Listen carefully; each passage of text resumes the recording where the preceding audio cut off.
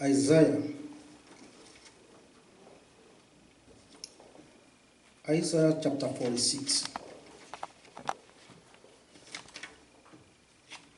We are so blessed last week with a message on dream.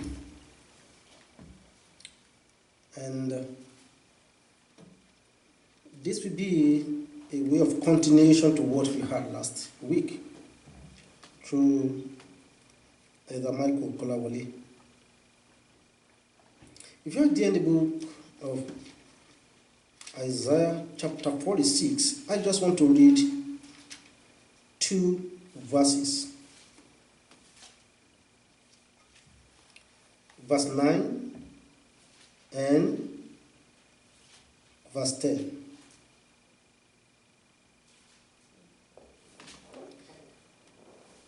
Remember the former things, those of long ago. Let me read from here. Okay. Remember the former things, those of long ago. I am God, and there is no other. Do you know of any other God beside God? No.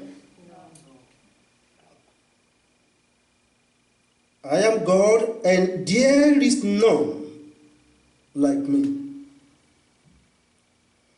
A lot of other non-Christians, when they want to criticize Christians, they will say Christians are worshiping three gods.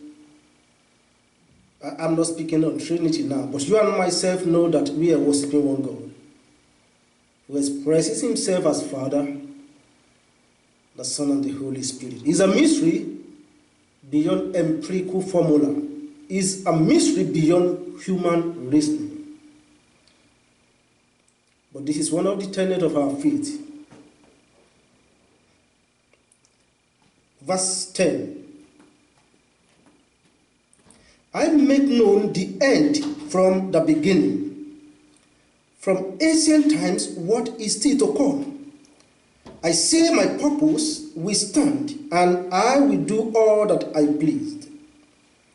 I like this word of God. God makes the end known from the beginning.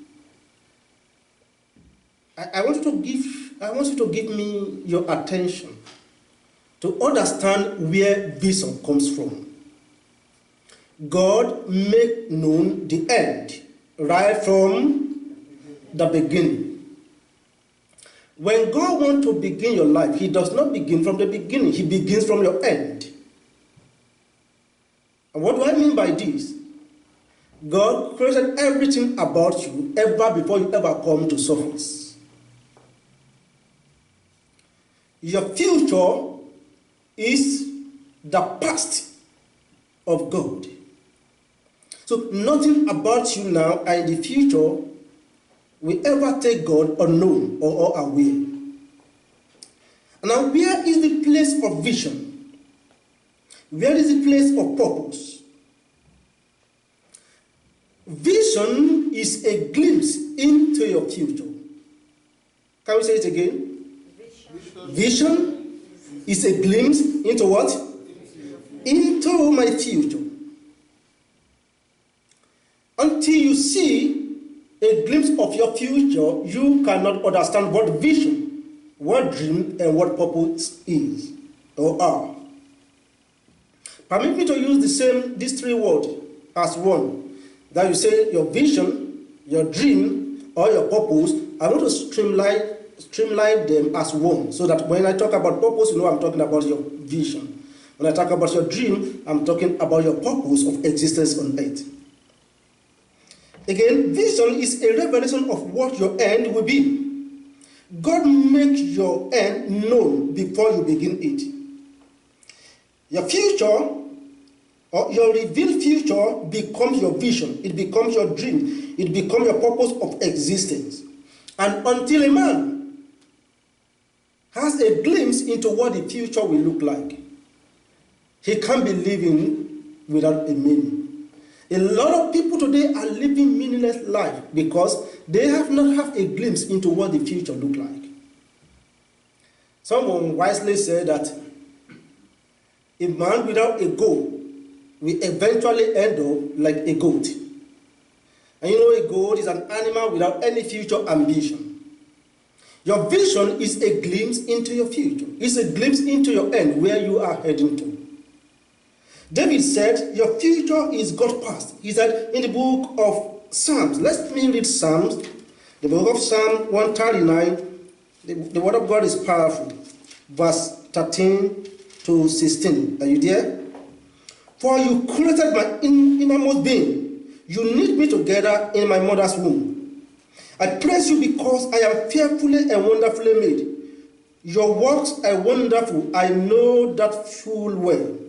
My frame were not hidden from you when I was made in the secret place, when I was woven together in the depths of the earth.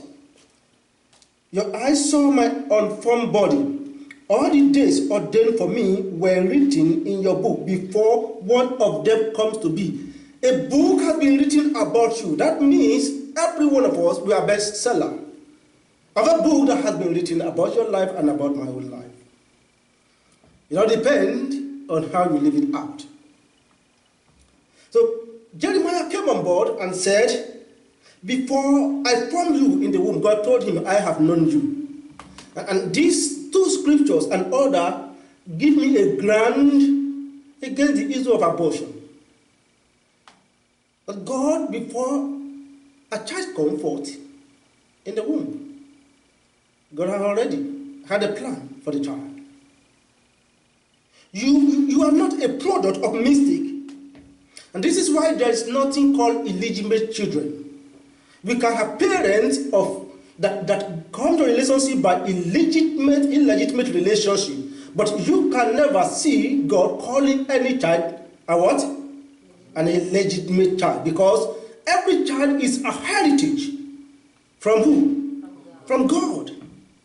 You wonder why some people are married and yet they are no children. They've married for long years, but yet they have not gotten children. And you see people who committed fornication either once or twice, and yet child come forth from that relationship. That child is not an illegitimate child. God created that child for a purpose. Either you are born in wedlock, out of wedlock, beside the wedlock, under the wedlock. Before you come on board, God has a plan for you. And again, it is very important to know that, do you know that there are about 7 billion people on the surface of the earth? But out of this number of people, you are fearfully and what? Wonderfully made. And there is something unique about these 7 billion people on the surface of the earth. Do you know you are unique? No one has the same fingerprint like you. And that is why you know that there is a particular purpose God customized you to fulfill on earth. That there is no one that can fulfill it like you. You are different from every other billions of people on the surface of the earth. Even the identical twins, as identical as they still have some different character and different traits, especially the fingerprint. There is no twice of you except your photocopy. There is no any original person like you, any part of the world. You are unique. This is a good news for you to know that you are not just here by what? By chance or by an accident. God has a vision, a purpose for creating you. And let me say this. What hundreds of thousands of people call vision today aren't vision. Do you understand what I mean by that? Let me say this. Okay, someone say, I want to become a businessman, and I want to become rich. I want to have at least 10 mansions, and I want to have about maybe $100 million in my account. Is this vision? Answer me. Is this a vision? This is an ambition. An ambition is different from a vision. And I will try to simplify it. Sometimes ambition is good. But at times ambition may be a product of greediness, covetousness, or other things. But a vision Anywhere you see a vision is God's giving. And a vision is not for you, your vision is for others. One thing that differentiates ambition from vision is that vision is to lift up other people, the downtrodden. The vision God gives to you is to impact the life of others. It is not for your own benefit. The only thing you get from a fulfilled vision is the joy you have when lives are being blessed. That is why people are just living for making. There is difference between living for making, working for making living, and working to impact your generation. A vision that comes from God is for the purpose of others. In the book of Luke, chapter 4, verse 18, Jesus said, "For the Spirit of the Lord is upon me, because he has anointed me to preach the gospel to who? To the poor. He has sent me to heal the brokenhearted, and to preach deliverance to the captives, and to deliver those who are oppressed, and at the same time to announce the acceptable years of the Lord." Every of these things is not about himself. Ambition is about me. Vision is about who? It's about others. Have you ever asked God why you are here on this planet Earth? And have you ever asked your Creator, what is your purpose of existence on earth? God never created anything for fun or just for the beauty of it. Everything God created in the universe has a particular purpose to fulfill on earth. Do you agree with that? There are about over 500 million planetary bodies on earth. And each one of them performs a particular function unique from another one. For example, let's talk about the sun. Do you think God just created the sun for the fun or for beauty of the earth? No, a sun has a particular function it fulfilled.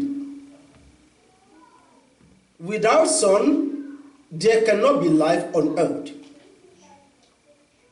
Do you agree with that? Why? The rays from the sun is what the plant make use by their chlorophyll in the process of photosynthesis to produce carbohydrate for themselves, and at the same time release what is called oxygen. And it is this oxygen that every living thing, every living being, including you and myself, need for us to what? To survive. Thank God we are not using oxygen from the hospital to survive. God made this naturally for us. Nothing God created on earth is without a purpose. There are millions of flowers with different species, with different colors. We are made to know that there are certain flowers that attract certain insects. And so, for the purpose of their own food and pollination, some insects are attracted to different types of colors of flowers. If God can make flowers, grasses, and other things on the earth, which can exist today and tomorrow vanish and disappear or wither out, if God has a purpose of creating them, even the maggot has a purpose, the earthworm has a purpose, everything God created on earth has a purpose. How much more about you that God has created in his own image? Can you say with me? I am here, to fulfill a purpose. Can you say it again? I am here. Jeremiah 29 verse 11 says, I know the thought and the plan that I have for you, to give you hope and an expected end. Your end has been predestined. Predestination means the end has been decided already. You are sent end before you begin it. It is so unfortunate that not everybody moves in line with the plans and the books that God has written about their own life on the planet Earth. I want to say that why people live carelessly today, the reason why people live carelessly, the reason why people live careless, the reason why people commit suicide is because they have not caught a glimpse into their future. It's because they do not know what they exist for. And when a purpose of a thing is not known, it is commonly said that abuse is what? Is inevitable. The way you are living your life now, does it demonstrate that you actually have a purpose and a vision you want to fulfill in your generation? King Solomon in the book of Proverbs said, where there is no vision, people what? People perish. The meaning of the word perish is people throw off restraint. People live anyhow where there is no vision. You can't wake up every day and be smoking drug and be smoking marijuana or heroes every day of your life if you actually know that you exist for a divine purpose. You cannot wake up every morning and be thinking of how to have sexual relationship either with man or woman, with animals, if you actually know that God has a purpose for your life.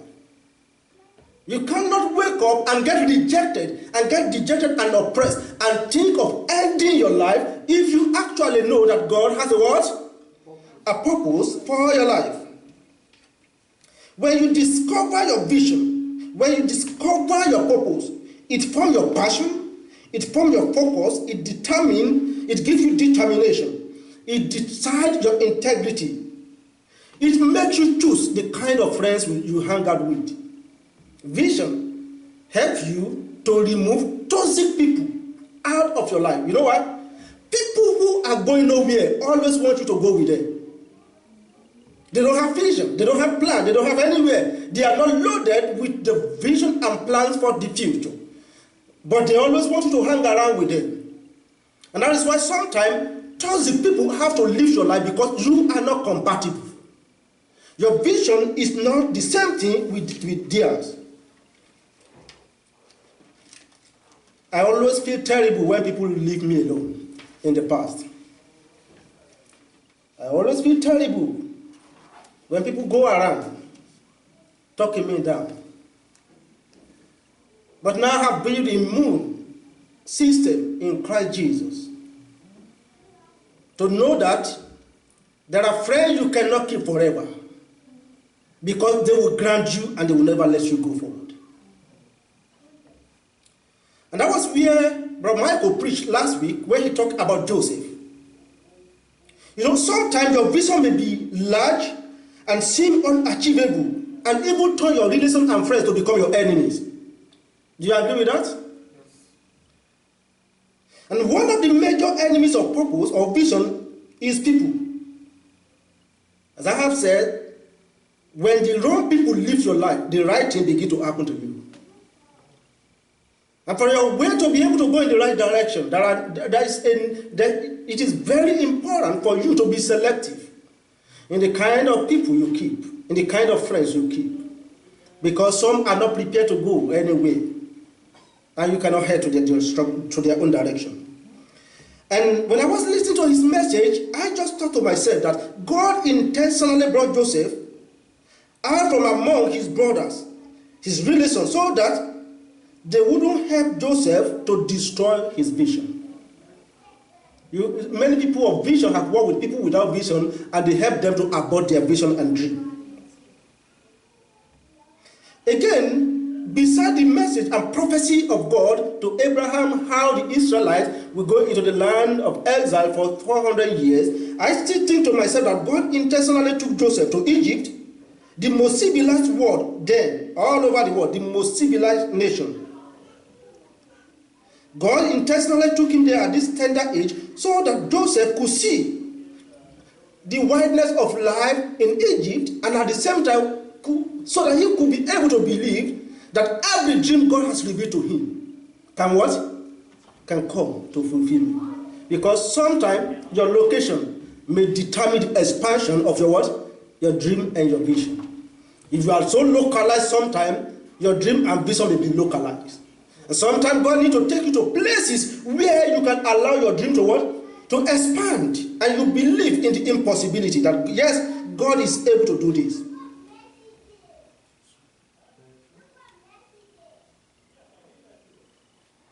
Joseph's brothers and his father told him that your dream, your vision is what? Unachievable. And so God decided to take him away from among them. Most of the time, God always shows you your end, shows you your vision, shows you your future. But God does not always reveal to you the plans and the way, the process for you to get there. Sometimes he leads us step by step. And do you know why God used to do that? Most of the time, if God reveals to you the processes and the plans, the way you are going to get through, before you get to your land of fulfillment and vision, you might eventually tell God, God, let's keep this one aside. I don't need to go there. If God told Joseph, before you get to the palace, before your dream will come to fulfillment, you are going to pass through the pit, and you are going to pass through Potiphar's house as slave, and then from there you are going to go to prison, PPP, before you get to palace. Joseph might eventually tell God, Lord, it doesn't worth it. And so that is why sometimes God will give you your future, a glimpse into your future as your vision, so that you can keep that one, this mental picture, you have it in your heart. I know where I am going. And so when challenges come across your way, you will know that sometimes challenges come to turn you out to champion. Opposition comes at time to reposition you. And you cannot be called a more than conqueror if there is no battle you have won. And so I want to say, if you are a genuine child of God, it doesn't matter what you are passing through now. It is a part of the process. It is a part of the plan to fulfilling God's purpose for your life. Whatsoever you are passing through now is what? A part of the process, a part of the plan in the master hands of God to take you to your land of fulfillment. And even when you mess up on the way, this is one thing with God, even when you mess up, even when you made a mistake in the journey to the land of fulfillment, into the land of vision and purpose, God still says, I am able to turn out your mistake into your miracle and turn out your mess into your message for the world, and take you back into the original plan of my purpose for your life and make you fulfill your purpose. I have seen young lady who got baby when they were still in high school, and they didn't lose vision of where they were going. And God seemed to say, okay, you have had a baby before marriage, no problem. Bring out the baby. It's my heritage. I will handle this.